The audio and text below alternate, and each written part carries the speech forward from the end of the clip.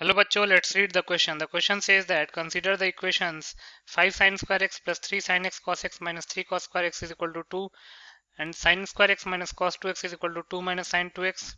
If tan alpha tan beta satisfy equation 1 and cos gamma cos delta satisfy equation 2, then tan alpha tan beta plus cos gamma plus cos delta can be equal to. The options are -1, -5 upon 3 plus 2 upon root 13, 5 upon 3 minus 2 upon root 13 and -5 upon 3 minus 2 upon root 13.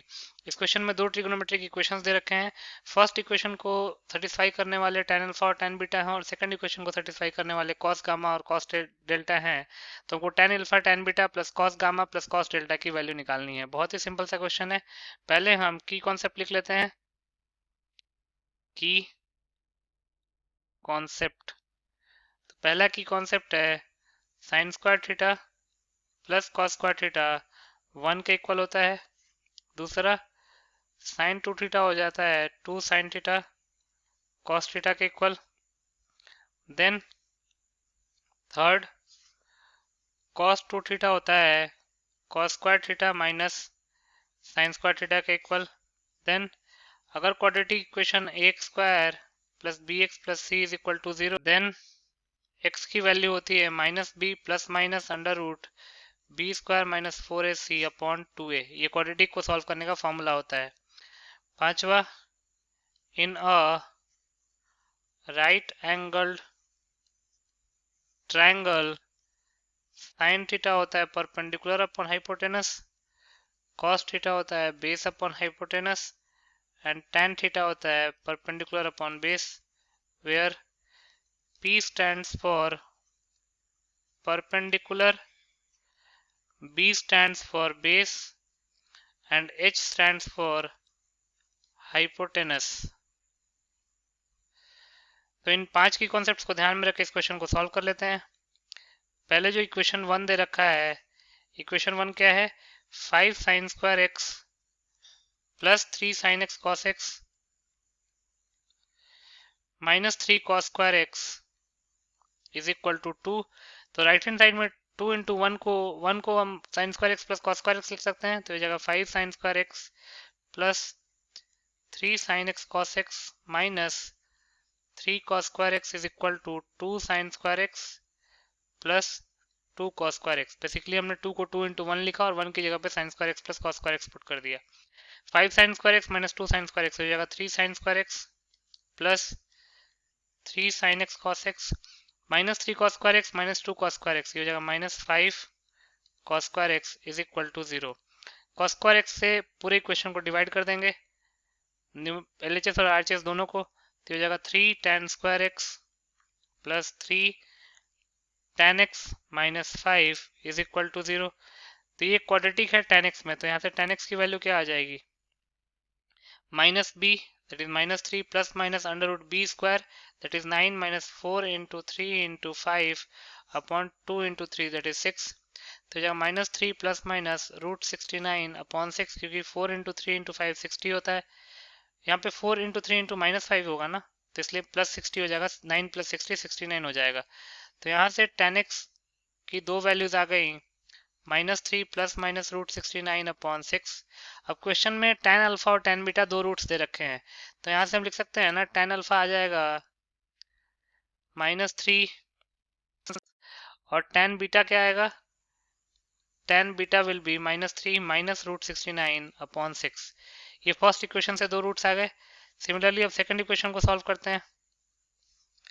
Second equation दे रखा है sine square x minus cos 2x is equal to 2 minus sine 2x. तो इसको लिख सकते हैं sine square x minus cos 2x को लिख सकते हैं cos square x minus sine square x, और माइनस साइन 2x को लेफ्ट हैंड साइड में ले आएंगे तो बन जाएगा प्लस साइन 2x, और साइन 2x को लिख सकते हैं 2 sine x cos x is equal to 2, और 2 को 2 इंटू 1 लिख लेते हैं.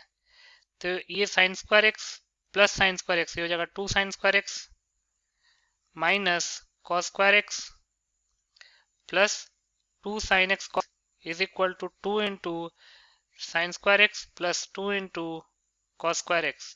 2 sine square x cancel out हो जाएगा. 2 कॉस स्क्वायर एक्स जब लेफ्ट हैंड साइड में आएगा तो माइनस 3 कॉस स्क्वायर एक्स बन जाएगा plus 2 sine x cos x is equal to 0. अब हम cos x को कॉमन ले लेते हैं तो ये बन जाएगा 2 sin x minus 3 cos x is equal to 0 और tan x is equal to 3/2 आ जाएगा। अब cos x 0 के इक्वल आ गया, tan x 3/2 के इक्वल आ गया, और अगर tan x 3/2 के इक्वल है तो उसके करस्पॉन्डिंग हम cos x भी निकाल सकते हैं। ऐसा इसलिए कर रहे हैं क्योंकि क्वेश्चन में दे रखा है कि cos गामा और cos डेल्टा इक्वेशन 2 के रूट्स हैं, तो एक cos गामा तो मिल गया, cos गामा की वैल्यू 0 लिख लेंगे, बट cos डेल्टा के लिए हमको निकालना पड़ेगा ना tan x इक्वल टू 3/2 के करस्पॉन्डिंग cos x की वैल्यू। तो इसको लिख लेते हैं either cos x is equal to 0 और tan x is equal to 3/2। अगर आप राइट एंगल ट्रायंगल बनाएंगे तो tan थीटा होता है परपेंडिकुलर अपॉन बेस का इक्वल, तो ये हो जाएगा 3 और ये हो जाएगा 2, तो ये हो जाएगा 3 स्क्वायर प्लस 2 का स्क्वायर, 3 का स्क्वायर हो जाएगा 9 प्लस 2 का स्क्वायर हो जाएगा 4, तो हो जाएगा √13। तो tan x के करस्पॉन्डिंग cos x की वैल्यू क्या आ जाएगी 2/√13, सिंपल। तो यहाँ से लिख सकते हैं इधर cos x is equal to 0 और cos x is equal to 2/√3। तो यहाँ से cos गामा की वैल्यू 0 है और cos डेल्टा की वैल्यू 2/√13 है। अब cos गामा और cos डेल्टा मिल चुका है। अब यहाँ पे हम cos x को प्लस माइनस 2/√13 लेके चलेंगे। क्यों? क्योंकि अगर tan x 3/2 है तो tan x के करस्पॉन्डिंग हम अगर sec x निकालेंगे तो sec square x minus tan square x 1 के इक्वल होता है, तो वहां से sec x की वैल्यू आएगी वो प्लस माइनस में आएगी और उसके करस्पॉन्डिंग cos x आएगा प्लस माइनस में आएगा। दूसरी चीज यहाँ से भी आप देख सकते हैं, अगर प्लस √13 का स्क्वायर 13 होता है, सिमिलरली माइनस √13 का स्क्वायर भी तो 13 होता है, इसलिए हम प्लस माइनस 2√13 कंसीडर करके चलेंगे।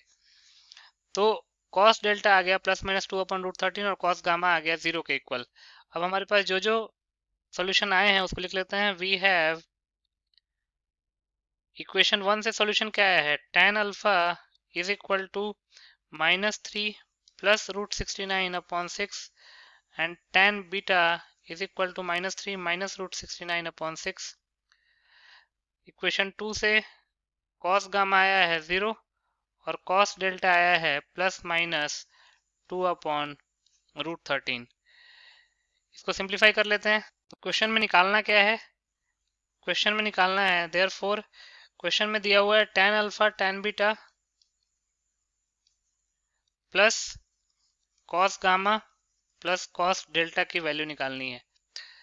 अब tan alpha -3 plus √69/6 into -3 minus √69/6, ये हमारे फर्स्ट इक्वेशन में रूट्स आए थे tan अल्फा और tan beta. Then plus cos gamma की वैल्यू 0 पुट कर देते हैं क्योंकि cos गामा 0 और cos डेल्टा की वैल्यू है प्लस माइनस 2/√13 प्लस माइनस 2/√13। तो ये हो जाएगा a plus b into a minus b का फॉर्म है, तो हो जाएगा -3 square minus √69 square upon 6 into 6 36 plus minus 2/√13। तो ये हो जाएगा 9 minus 69 upon 36 plus minus 2/√13। 9 minus 69 इसको लिख सकते हैं -60/36 plus minus 2/√13। 6 into 6 36, 6 into 10 60, 2 into 3 6, 2 into 5 10, तो हो जाएगा -5/3 प्लस माइनस 2/√13। तो यहाँ से दो पॉसिबल वैल्यूज आ गई, -5/3 प्लस 2/√13 एंड -5/3 माइनस 2/√13। तो देख लेते हैं कौन से ऑप्शन में लिखा हुआ है, -5/3 प्लस 2/√13 एंड -5/3 माइनस 2/√13, मतलब कि बी और डी ऑप्शन जो है वो हमारा करेक्ट ऑप्शन हो जाएगा। तो यहाँ से लिख सकते हैं hence b and d are the required correct options. तो बी और डी को टिक कर लेते हैं, B and D. So B and D options are your final answers. I hope you understood it well. Best of luck.